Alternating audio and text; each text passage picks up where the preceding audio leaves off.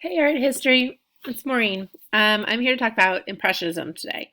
And I wanted to start with the concept that, Impressionism is probably the most well-known art movement in European and American movements. And anytime someone would find out I was an art history major, they would immediately go, "Oh my God, I love the Impressionists."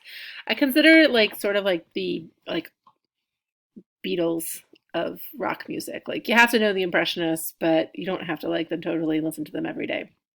I did not like the Impressionists for a long time, but because I didn't like them, I actually went to the National Gallery of Art and spent a summer trying to learn how to appreciate them more. So I'm going to show you some things about the Impressionists that are really important for art. And even if they might be your style or not your style, you can really appreciate that they kind of advanced stuff for modern art. And without them, we probably wouldn't have gotten some of the kind of new ways of looking at the world. So Impressionism starts around Paris in the 1870s. We know it had several reasons why it started. So first, the en plein air painting from the Barbizon School. So remember that was a school that took, it was like a realist school that took painting outside. Because of industrialization, we end up having paint tubes and portable easels that kind of are collapsible. My giant easel I can't really take outside or go anywhere with it, but a collapsible easels, and then you can take out into the countryside if you want to paint. Additionally, because they're outside, they really focused on white light, which is really important because when you paint inside or you do art inside, things get really dark. You just really don't see it as bright as it is outside. Just think of yourself when you're trying to video conference. It's better to be near the light than to be in the dark. And so the plein air painters kind of really showed that to the Impressionists, or the school before the Impressionists. Next were those Japanese prints that we've talked about, which is showing that in 1854, Japan opens its ports. The French see the woodblock prints on the wrapping of the goods. It's characteristically flat, horizons off, etc. Photography.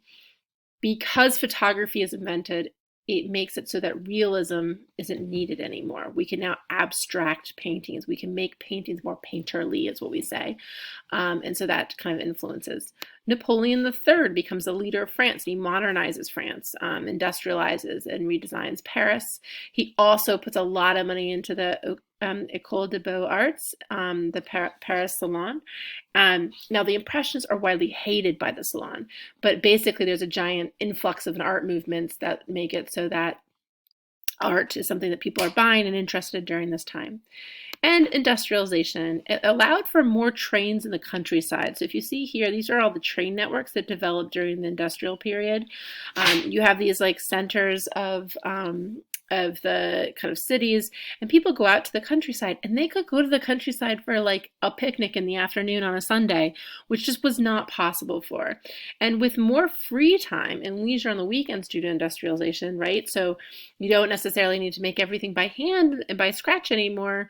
That gives you some more free time so that you may want to go do a picnic and whatnot in the countryside. These are some pictures of the reconstruction of Paris. Paris used to be this kind of medieval city. It was one of the oldest cities in Europe, and everybody was built on top of each other. They tore this down, and this is an artist who kind of printed what it looked like during the teardown process. And they created these giant boulevards. You see that there's more landscape. They're more open. Actually, it's one of the reasons why Paris is so pretty. It sort of has this kind of very park-like area. It's actually, sometimes people think it's pretty similar to DC.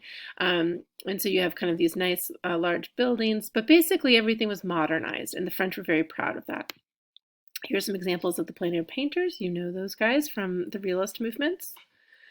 And then what we end up doing is we end up having painters without patrons. So Manet is an example of this. He was sort of a member of the salon who would get in trouble sometimes, and so he didn't, some of the money he made was not necessarily from a patron. He was just kind of making a lot of scandal. And we talked a little bit about last time about the déjeuner sur l'herbe, is luncheon on the grass.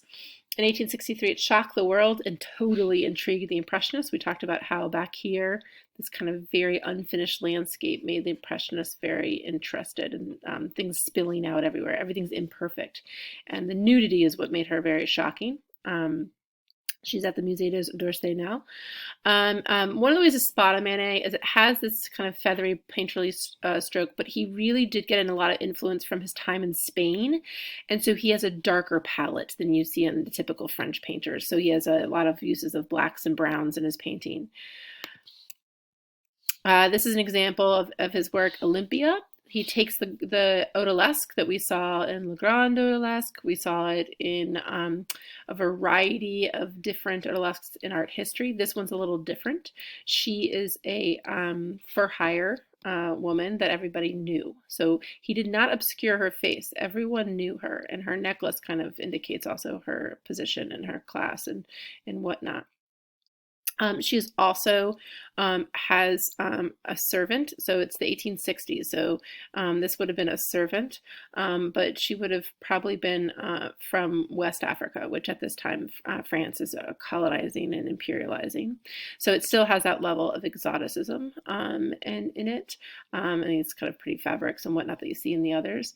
There's a cat here and not a dog, and you should consider that about the fact that this is a woman and is a comment of things going on with her nudity, and she is young. So these are all things that Manet was. This was also another controversial painting by Manet. Monet is seeing Manet's ideas and deciding to kind of try them out. So this is an early Monet. You see that we can see a lot more of the image than we would in a typical Monet, but his blues are really bright, and he has whites. He uses whites as a highlight throughout. This is trademark Monet. It's a little bit more representative than what he'll do later. This is his wife sitting on the banks of the Seine in a town outside of Paris, Benacourt. And you see that there's an allusion to things. It doesn't have to be perfect. We understand. Our eye fills in what all of this is. And Monet is figuring that out in his early years here. This is the painting that started the Impressionist movement. It's called Impression Sunrise, 1872. And it really kind of shows where Monet goes with things. We see boats, but we don't really see boats. We see kind of these fog of the boats and the possibility of them. It's an impression of a moment. It was very controversial. It was done at the Impressionist exhibit, which was not in the Salon. They were all rejected. And so this is kind of starts off the movement, and people largely didn't like their work. But they influence other painters. So Manet sees Monet's work and he wants to try it out. So we can tell this is a Manet. Look how dark the boat is down here. And he has some kind of, he just can't get rid of his rich, dark colors, which I love. But he also tries out some of Monet's color. This is them on a boating together, trying to figure it out.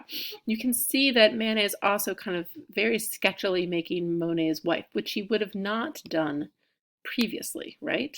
So here he would have articulated her whole face, and here we do not have her whole face. And so he's changing too by looking at them. Most artists would have considered this to be unfinished, which is why people thought the Impressionists were so insulting. Why would they ever show something unfinished in the Salon? And this is a good example of unfinished. And here is their obsession with the railway, okay? When I think of a train station, I think of the dirty smut from the trains that would have been due to the cold during this time, but they're so excited about the changes. So you can see these puffs of blue and white smoke going on. This is Manet's railway and Monet's Saint-Lazare. Manet picks an unusual moment that she is looking at us, but she was in the middle of reading a book and we're interrupting her, and the little girl's not even paying attention to us. She's looking out at the smoke. So it's an impression of a moment. Here we have Monet had run out into the middle of the train area and sketched it out. He does a pretty good job of perspective. If you kind of go right here, the perspective of the smoke and kind of where everything goes. He uses atmospheric perspective in the back here. But this is an impression of the moment. I can't really figure out who's what, but I know what the feeling of what it was like to be in that train station that day. He also likes to look at light and color. So he'll take one spot, haystacks or Rouen Cathedral or whatever, and he'll paint it over the course of days and over the course of seasons because the light is different at different times of day. He also had a degrading eye issue that made some light kind of more different than we might see it. And there's been a lot of research and studies done on that. This is Gustave Caillebotte. You can see this at the Arts Institute of Chicago. It came to DC about 3 years ago. And it's it's an impressionist painting, but it's not in the kind of feathery style we saw before. But it's a little off kilter in a way that we'd see in a Japanese print. This couple is to the right instead of in the center, and it's just a moment. This is just kind of the moment of the rain, and we get all the feeling of people moving through with the umbrellas and everything. Gustav Courbet is actually was born to a lot of wealth. He never really established himself as a really great painter, but he actually supported the Impressionist movement by actually paying for his friends' paintings. So anytime Monet had a hard time getting food on the table, Courbet would buy one of his paintings and Renoir's paintings and etc. So he amassed a great collection. And when he died, he tried to give it to the country of France, and the country of France rejected it because they hated Impressionism so much. It was such a different kind of style than the Salon. And in the end, they decided to finally take it, but they put it in a different place. It was not to go in the Louvre. That was too nice. Instead, it would be put in the Musée d'Orsay, which was an old train station. And it's a great collection to go visit. In DC, we have Luncheon and Boating Party. We actually have a lot. I see a spelling mistake, but we actually have a lot of different Impressionists in our city because of the fact that Americans were the biggest buyer of Impressionist art. But you can go to their website. I'd like you to go to their website and learn a little bit more about the Luncheon and the Boating Party from them because they have a great resource. This is Manet. This is a woman, a bartender, who's looking at you, the viewer, right? Does she look like she likes you? Probably not. She looks like she's bored by you. She's frustrated by you. Behind her is a mirror, so you can see the opera behind her, okay? So the opera behind her is actually behind you. This is a mirror. We know it's a mirror because we see this, and this is her, okay? So you are this man. And there's been a lot of talk about how the fact is, he looks like he might be propositioning her or whatnot, and she's just really bored with the job. So even with the kind of ugly parts of this leisure lifestyle and all things going on, the Impressionists cover it, but they do cover it in still a really beautiful way. It's quite interesting. Here is Degas. Degas is known for his ballerinas. You do get some ballerinas from Renoir, but Degas actually was given the privilege of being in the sideline. He would go to practice, he'd be behind the scenes. Ballerinas, we always look at these fluffy Degas paintings and people put these in their daughters' bedrooms and all sorts of things, but ballerinas during this period actually had quite a rough lifestyle. So they were often 13 to 16-year-olds. They were very poor. This was kind of the only avenue for the family to get money. And actually they were often propositioned by older men. So this is sort of an interesting kind of making the beautiful out of a kind of very difficult world that Degas did. Degas was known to be quite fair with the ballerinas, and he didn't. I don't know of any stories of inappropriateness or anything, but it is a not kind of as sweet as we often put Degas. But he uses this kind of uneven. Look how like the perspective line is like over here. You have feet coming down. It's chaotic, right? So these are all rehearsal, and everything's going on. It's just very chaotic. Morisot was Manet's sister-in-law, and although he once famously edited one of her paintings without her permission, there's evidence that they mentored each other, okay?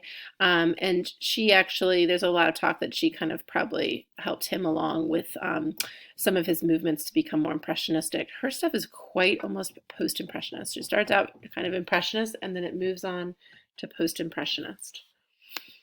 So here's some off-center paintings that kind of reinforce some of the things. This is Courbet right here and Renoir right here. And this can kind of just show you how this Japanese print kind of flattening of space. Do you guys see how this is? These are very flat and off-center. Degas doing other Japanese print topics such as bathing. So this woman's getting into a tub with an off-center, no perspective picture, and this woman as well was about to bathe. So it's kind of a similar topic. Mary Cassatt is the American that hung out with the French Impressionists. She could not paint and make a lot of money in the US, so she actually painted. She did bathing as well. A lot of people talked about that Degas was her mentor, but we actually now think that she mentored Degas in a lot of different ways. Most of her stuff is intimate family life stuff because that was where she was allowed to go, or the opera. Places that women were allowed to paint is what she did. So don't underestimate domestic space because that's what women were allowed.